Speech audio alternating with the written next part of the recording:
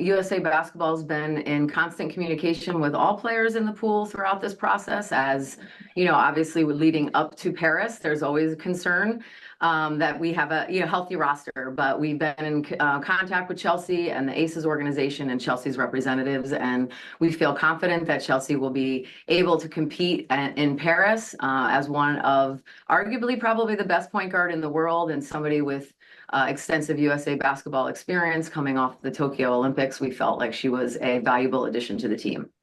And Bree, do you want to address the potential replacement alternate process? Of course. So to answer your question, the Olympic roster is locked 48 hours out from the start of the women's national team competition at the Olympics. Athletes that have engaged with us in this quad are in the player pool process and are thus being considered alternates. They do have to remain up to date on registration and other things to be eligible to be considered an alternate. So there is work on their end to remain in that process with us. A lot of conversation goes around, what's most important to put on the floor for Cheryl and give her the opportunity to have the best roster available, not necessarily always the 12 best players. So there's consideration around, positions, depth, versatility, style of play that Cheryl has implemented over the last 3 years, familiarity around international competition, familiarity with each other. But I think the challenge that was prevalent for us was the lack of prep time that we would have in July. And so utilizing these last few camps over the last few years to give Cheryl sneak that extra time in to get a few defensive principles in, offensive principles in, to create a group of women that felt familiar, potentially taking on new roles on USA Basketball that they don't traditionally have on their own WNBA team. So I think trying to balance all of that in our decision making, block out outside noise around things that weren't part of our criteria, and really hone in and have integrity around the process with sticking to a roster that fit the criteria for this selection process. And I'm really proud of our committee for coming to that final roster because it wasn't easy. The depth of talent in the United States is probably the deepest it's ever been.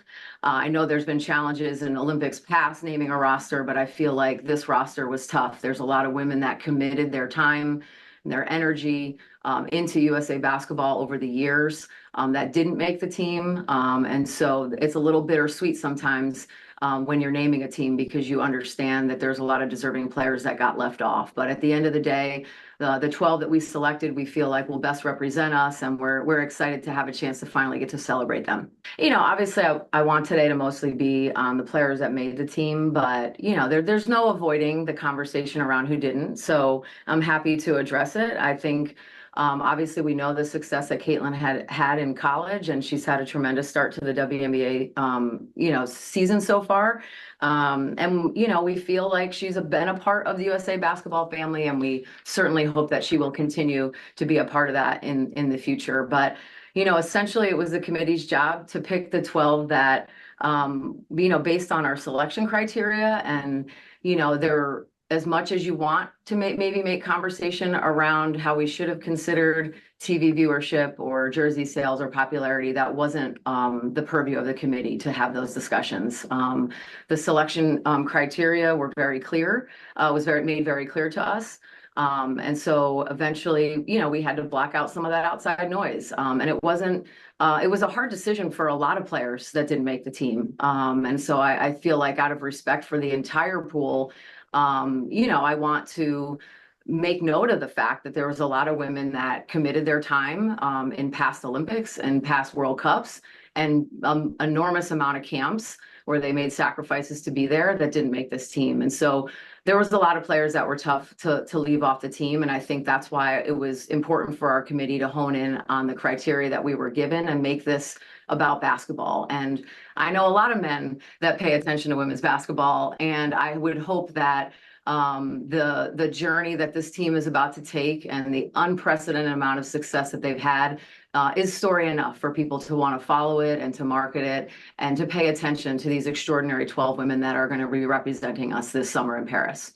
I think every committee, it's going to be a different conversation, based on the pool of talent that you have.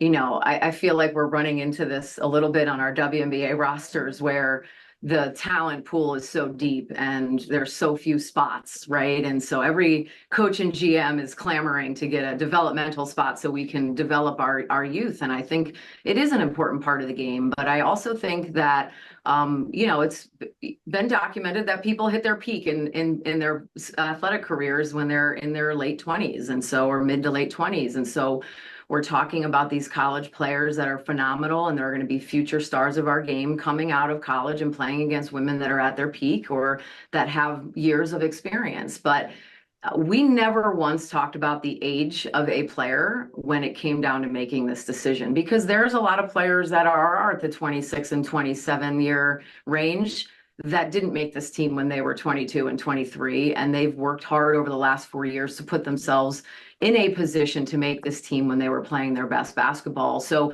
I think we want to be cognizant of all factors that go into this, but the decision for this specific roster came down to experience being imperative based on our prep time, based on the level of competition that we know that we're facing, because we saw it at the World Cup competition. We saw it this past February in Belgium at the qualifying tournament competition.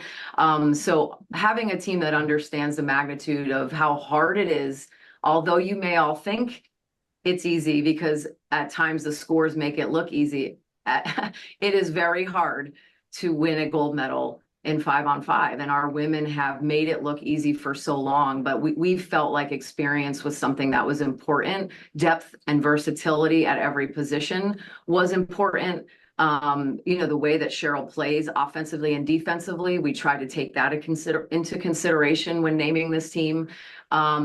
And I think that there are some young players in our pool. There's young players that are in college now that we're very excited to be able to develop for the future. And that future starts, pretty much immediately after the Paris Olympics. And so I think we're lucky as a country to have so many options, but part of those options are women who show up every time for us. They're not waiting until, April of 24 to come out and be a part of this process.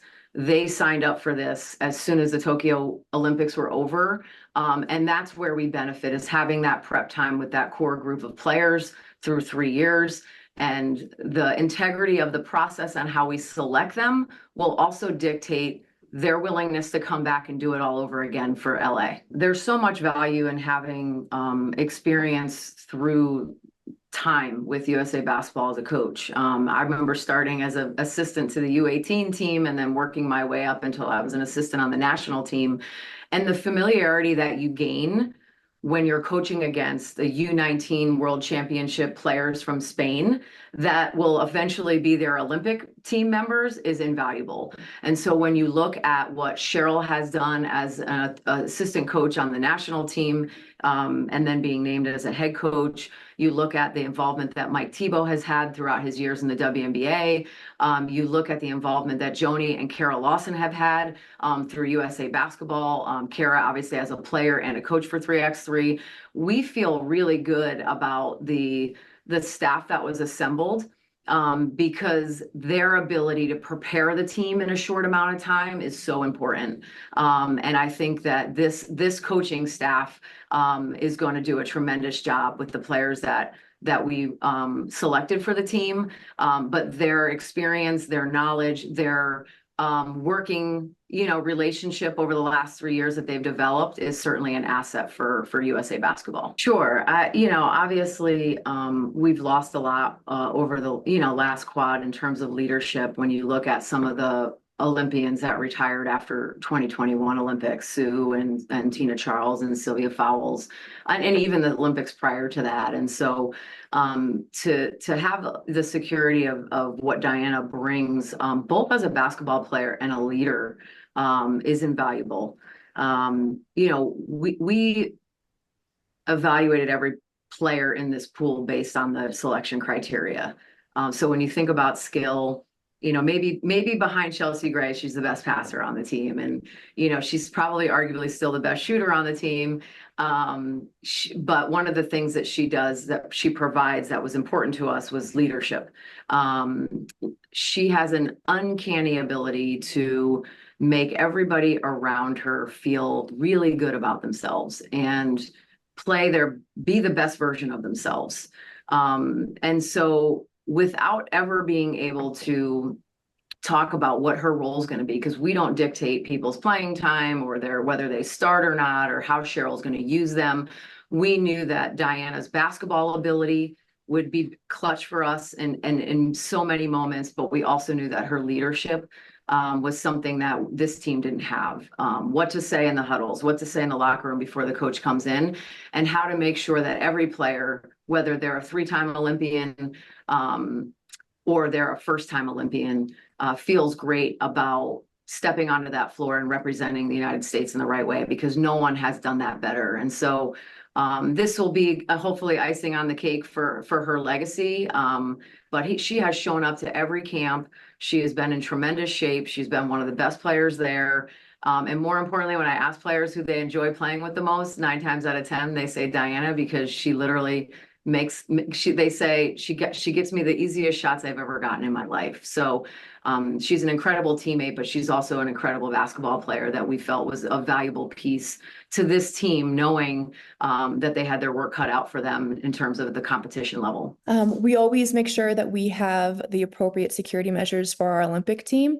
Those discussions have long been going on to ensure that obviously Brittney, but the entire team delegation feel safe and secure while with us as we head off to obviously Phoenix, London, and then on to Paris. Yeah, I think we're all proud of how hard USA Basketball has worked to continue to develop the national team pool, but also the junior national team pools. They're around the country running camps and clinics and investing in youth basketball at a level that nobody else is. So they're growing the game at every single level. And then they're inviting players at age 16 to start getting them in the process of what it means to be part of a national team pool. And I can remember my first experience with USA Basketball where Carol Callan said to me, "You're not here to have them like you. You're here to figure out if they have what it takes to be an Olympian." I'll never forget that, right? And these kids were 17 when she said that to me. And so I think USA Basketball has done a tremendous job of putting their women's national team in a place where so many women want to be a part of it. Like, that's not the case in every sport. And so because these women are playing at a young age, they're having great experiences, they're having great coaching experiences, and they're seeing the unprecedented level of success with our national team, they want to be a part of it. And so we've got people clamoring to be in our pool and showing up at every camp. And so it's tremendous, but it also makes our job harder that we have so many committed women to choose from. And yes, we said, "Oh, I wish we could do 15, but if you gave us 15, we would be asking you for 18. So at the end of the day, I am proud of my committee and the work that we did to get to this point. But sometimes it is a little bittersweet when you think about who you had to leave off, because there are a lot of deserving women who have committed to the process. And I go back to, my hope is that upholding the integrity of the process and focusing our decisions on basketball criteria will allow these women to come back and understand that they will always be evaluated fairly.